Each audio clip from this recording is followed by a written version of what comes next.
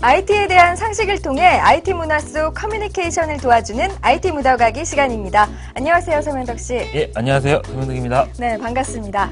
네, 오늘 준비해 오신 내용은 어떤 내용인가요? 예, 영어 아바타 잘 아시죠? 네, 요즘 화제고. 그렇죠. 예, 또 최근 또 미국에서 열린 CES에서도 네. 관심이 높았던 그 3D TV와 같은 3D 디스플레이에 대해서 네. 한번 얘기를 나눠볼까 합니다.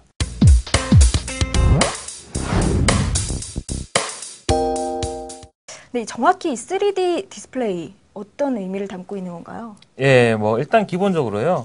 그 사람의 눈이 이렇게 떨어져 있잖아요. 네. 그러니까 한쪽과 다른 한쪽에 있는 영상을 네. 달리 보여주는 거죠. 그렇게 해서 이제 마치 그 두 가지 영상이 뇌에서는 하나로 겹쳐지면서 그걸 보고 전문 용어로는 스테레오스코프라고 얘기를 하는데요. 예, 그렇게 구현이 되면서 이제 입체감이 느껴지게 하는 건데요. 과거에도 뭐 기억나시죠? 어렸을 때 보면 셀로 판지 같은 걸 이제 네. 빨간 셀로 판지 이렇게 붙여가지고 네. 그러니까 입체 영상 비슷하게 효과가 났지 않습니까? 네. 예, 그 원리와 아주 다르지는 않습니다. 그런데 이제 최근에 나온 디스플레이들은요, 네. 화질이 좋아지고요. 그리고 이제 어지럼증이나 이런 걸 충분히 계산해서 새로운 형태를 만들었기 때문에 아마 여러 가지 측면에서 굉장히 재미있는 그런 기술이라고 볼 수 있겠습니다. 근데 갑자기 궁금해지는 게 아바타가 나오기 전에도 왠지 제 기억에 뭐 그냥 잘못 안 걸 수도 있겠지만 3D라는 게 있었던 것 같아요. 왜 최근에 갑자기 이렇게 펑 터진 건지. 예, 일단 뭐 다양한 그 3D 관련된 콘텐츠들이 네. 많이 등장하면서 그걸 활용할 수 있는 그런 여지가 많아졌고요. 네. 그리고 이제 뭐 흑백 TV, 컬러 TV, 또 디지털 TV, 그리고 3D TV, 네. 그리고 3D를 넘어가지고 뭐 냄새라든지 그런 촉감을 느낄 수 있는 그런 4D TV까지 네. 발전하는 과정에서 초기 어떤 단계라고 볼 수 있겠습니다.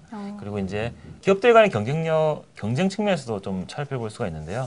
뭐 잘 아시지만 뭐 삼성이나 LG가 디스플레이 시장을 주도를 하고 있고요. 그쵸. 그 상황에서 뭐 소니라든지 여러 가지 경쟁 글로벌 회사들이 네. 또 새로운 트렌드를 제시해서 또 시장을 한번 또 바꿔보자 하는 그런 의도도 있을 것이고요. 기술이 그때보다 한 단계 확 발전을 해서 이번에 다 같이 팡 터트렸나 봐요. 네, 그리고 게다가 이제 3D 안경 같은 경우에 사실 좀 관심을 좀 가져야 되는데요. 네. 사실 두 가지가 있거든요. 네. 그 이렇게 셀로판지 붙이듯이 이렇게 다른 이미지 상의 색을 이제 붙여가지고 네. 인식을 하게 되는 것들을 보고 이제 수동형이라고 합니다, 안경을. 그래서 그건 단순히 이제 쓰기만 하면 되고요. 네. 가격은 저렴할 것이고. 다만 이제 조금 뭐 밝기라는 이런 면에서 약간 좀 불리한 면이 좀 있고요. 네. 그리고 이제 아무래도 입체감이 좀 덜한 부분이 있겠죠. 그런데 능동형 같은 경우 있어요. 어떤 거냐면 네. 안경에 이제 전원이 들었습니다. 배터리도 들었고요. 네. 그렇게 해가지고 앞부분을 이렇게 이제 가리고 보이고를 반복을 하면서 네. 마치 이제 입체감이 느껴지게 하는 거죠. 안경에서 뭔가 계속 예, 그렇죠. 움직인다고 생각하시면 됩니다. 예, 예. 앞에는 이제 디스플레이가 돼 있고 실제로는 돼 있고요. 네. 그래서 이제 그렇게 해서 입체감을 느끼게 하는 걸 보고 능동형이라고 그러는데요. 당연히 가격은 수동형에 비해서 거의 한 10배 이상 가격이 비쌉니다. 비싸네요. 어쨌든 간에 그 어떤 두 가지 종류를 쓰던 간에 네. TV도 반드시 그걸 지원을 해야 되는 거고요. 네. 그렇게 해서 이제 둘 중에 하나를 선택해서 사용하실 수가 있겠습니다. 이제 필요할 때는 안경과 TV가 한꺼번에 네. 이제 조화를 이루어야 하는 그런 구동 방식으로 이제 이루어지는 게 3D TV고. 같이 패키지에서 이제 팔게 되겠죠, 아무래도. 그러면 지금 안경을 꼭 얘기를 함께 해주셨는데 네. 그러면 3D TV를 볼 때는 꼭 안경을 착용을 해야만 볼 수 있는 건가요? 네, 지금까지는 그렇습니다. 사실 뭐 좀 불편하시죠? 그쵸. 저도 사실 안경을 지금 쓰고 있는 상황이고, 네. 저희도 이제 아바타를 볼 때는 안경을 다시 고글처럼 다시 덧 안경을 쓰고 봤거든요. 뭐 무안경 3D 시대가 열려야 되는데요. 네. 아직은 좀 어렵고요. 사실 기술이 없는 건 아닙니다. 어. 예. 안경 없이도 입체감이 느껴지게 할 수 있어요. 사실 이제 입체감이 좀 떨어지고요. 아무래도 좀 실제 안경을 쓴 것보다는. 그리고 이제 콘텐츠 제작을 거기에 맞춰가지고 전문적으로 해야 되잖아요. 네. 그럼 이제 비용이 좀 더 많이 든다고 합니다. 와, 그러면은 뭐 지금은 안경을 꼭 이제 써야지만 뭐 몇 년 내에 금방 안경 없이도 잘 볼 수 있는 날이 오겠네요. 뭐 비용은 좀 들겠지만. 네, 그러면 이제 앞으로 많은 콘텐츠가 이렇게 3D로 제작이 될 텐데 그렇게 되면은 지금 우리들 집에서 사용하고 있는 디지털 TV로도 나중에 그런 3D 콘텐츠를 감상을 할 수 있는 건가요? 지금 쓰고 있는 TV로는 불가능할 것 같습니다. 그 TV 자체를 바꾸셔야 될 것 같아요. 그리고 사실은 이제 그 안경이랑 연동되는 부분도 필요하고요. 또 네. 데이터를 2배 이상 받아가지고 양쪽에 있는 오. 데이터를 겹쳐서 보기 때문에 네. 그런 구조도 있어야 되고요. 오. 하지만 이제 가격 부분에서 이제 고민이 많이 되실 것 같아요. 가격이 궁금해요. 일단은 뭐 기본적으로 편광 필터 방식, 그러니까 수동형으로 쓰는 그런 안경 패키지는 네. 기존 TV보다는 아주 비쌀 것 같지는 않습니다. 뭐 한 1, 20% 정도 더 비쌀 정도 수준으로. 하지만 이제 능동형 말씀드린 대로 그런 네. 경우라면 이제 안경 자체의 가격도 좀 비싸고요. 그래서 그런 제품들은 좀 가격이 상당할 것으로 예상이 됩니다. 네, 그러면 또 궁금한 게 생겼어요. 지상파 콘텐츠들도 3D로 다 바뀔까요? 지금 우리 자주 보는. 그렇죠. 그 위성방송 스카이라이프 아시죠? 네. 그 스카이 HD라는 이름으로 3D 시험 방송을 1월 초부터 시작을 하긴 했습니다. 아마 그걸 이용을 하시면은 뭐 어린이 교육 프로그램이든지 아니면 뭐 영화나 오락 다큐멘터리 중에 3D로 선별된 것들을 뭐 아쉽지만 네. 체험을 하실 수가 있을 것 같고요. 그리고 뭐 기업들도 굉장히 지금 바쁩니다. 사실 3D 콘텐츠를 확보하는 게 되게 중요하거든요. 네. 그래서 이제 뭐 2D 영상을 3D로 바로 이게 실시간으로 변환시켜주는 그런 기술을 뭐 SK텔레콤이 기업과 같이 이렇게 중소기업과 같이 이렇게 하는 경우도 지금 생겼고요. 그리고 이제 또 뭐 정부에서도 보면요, 뭐 어떻게 해서든지 지상파든 케이블이든 위성방송이든 3D 실험 방송을 좀 많이. 촉진을 하기 위해서 특히 뭐 KBS라든지 이런 쪽에서도 적극 나서고 있어가지고요. 1, 2년 내에는 아마 우리가 마치 예전에 KBS HD 방송을 시험 방송 처음 네. 봤던 시절처럼 시험 방송 정도는 충분히 체험을 하실 수 있을 것으로 생각을 합니다. 네, 그러면 혹시 이게 이제 뭐 드라마 같은 것들 이제 많이 쏟아져 나오는데 3D로 제작이 됐다. 그러면 그거를 2D로는 못 보나요? 2D인 거를 3D로는 딱 바꿔가지고 볼 수 있을 거라고 하는데. 상식적으로 생각해도 3D로 촬영을 했기 때문에 2D로 못 보는 거 좀 곤란하겠죠. 그렇죠. 이렇게 뭐 이렇게 바로 또 바꿔줄 수가 있겠죠? 네네네. 그래서 그런 옵션이 제공되게 될 거고요. 네. 그리고 이제 기본적으로요, 3D는 2D보다 최소 2배 이상의 데이터를 가지고 있습니다. 왜냐하면 기본적으로 양쪽 눈에 들어가는 정보량이 기존 평면상의 정보보다 2배는 넘어야지 양쪽으로 달라지니까요. 네. 돼야 되잖아요. 그래서 그쵸. 그 데이터가 충분하기 때문에 뭐 3D로 된 것을 다시 2D로 적용 못한다든지 이런 경우는 아마 없을 것 같고요. 물론 거꾸로는 안 될 수 있겠죠. 네. 네네. 제가 얼마 전에 기사를 봤는데 이제 저랑 좀 비슷한 상황이어서 양쪽 눈의 시력이 다르면 그러면 이제 장시간 3D 이런 TV를 감상할 경우에 뭐 머리가 아프고 구토까지 유발할 수 있다. 뭐 이런 얘기를 봤는데 부작용은 어떻게 되나요? 제가 이제 눈이 좀 나쁜 편인데 네. 좀 불편하긴 하더라고요. 네. 일단 기본적으로 어지럼증이나 구토 뭐 그런 증세가 나올 수 있다는 결과가 있고요. 실제로 있다고 들었고요. 네. 그래서 이제 뭐 아시다시피 3D 영상을 그러니까 눈이 받아들이는 데이터가 2배가 많아지는 거잖아요. 최소한 네. 2배. 그래서 뇌가 평소보다 훨씬 많은 활동을 하게 됩니다. 그러면 당연히 부작용이 우려될 수 있고요. 그럴 경우는 의사들은 대부분 그렇게 얘기하더라고요. 평형 감각을 이제 잃어버리기 때문에 안경에만 너무 집중해서 몰두를 하지 말고 주변에 있는 뭐 고정된 물체 있죠. 예를 들어서 의자라든지 네. 이런 거를 이제 쥐고 감상을 하면은 조금 그 균형 감각을 좀 찾을 수 있을 것이다. 현실 세계랑 같이 이제 같이 즐기라는 거죠. 너무 빠져들지 말고. 네. 사실 한국뿐만 아니고요. 뭐 미국이나 일본 각국 정부에서 네. 혹시나 3D TV가 뭐 혹시 뭐 발작이라든지 이런 거를 유발시킬 수 있잖아요. 그런 시청에 따른 문제점 조사를 하고 있고요. 그리고 뭐 아마 뭐 시청 시간이나 시청 방식 또 디스플레이 규격 이런 것들 다 따져가지고 혹시나 생길 수 있는 문제점을 다 보완해서 종합적으로 접근을 해야겠죠. 정부에서도 그렇고 네. 또 기업들도 그렇고. 네. 네, 그러면 다음으로 지금까지 우리가 영상 콘텐츠 뭐 TV나 영화 이런 얘기를 했잖아요. 네. 게임 쪽은 어떤가요? 사실은 게임이요.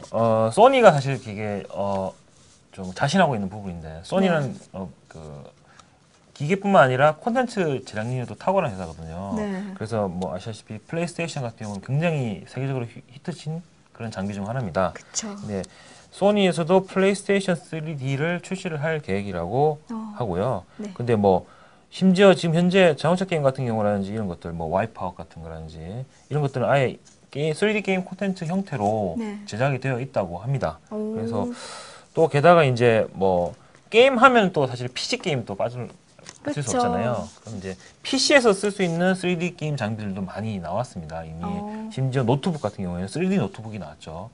예, 그쵸. 아수스에서 예. 안경을 쓰면은 바로 노트북 화면이 3D로 보이거나 음. 그리고 이제 엔비디아 같은 경우 유명한 엔비전 3D라는 안경이 있습니다. 아. 예, 거기는 이제 PC에다 이제 설치를 해가지고 네. 끼면은 일반 모니터로도 음. 이제 3D 화면을 오. 예, 가속을 할 수가 있습니다. 예, 그런 작품들도 나와 있고요. 그래서 아마 또 3D 모니터 이런 것도 나오겠죠, 장기적으로는. 그쵸. 네, 여러 가지 제품들이 게임용으로 네. 또 일반 PC용으로 다양하게 나올 것으로 예상됩니다. 아, 이제 뭐 게임이나 영화뿐 아니라 그냥 일반 인터넷 할 때도 다 3D로 보겠어요. 나중에는. 갑자기 네이버 로고 쿡 이렇게 들어갈 수도 있겠죠. 깜짝 놀래고 뭐 나중에 냄새도 나고. 네. 아, 기대되는데요. 그럼 끝으로 3D 디스플레이 시장 앞으로 전망 좀 해주세요. 네.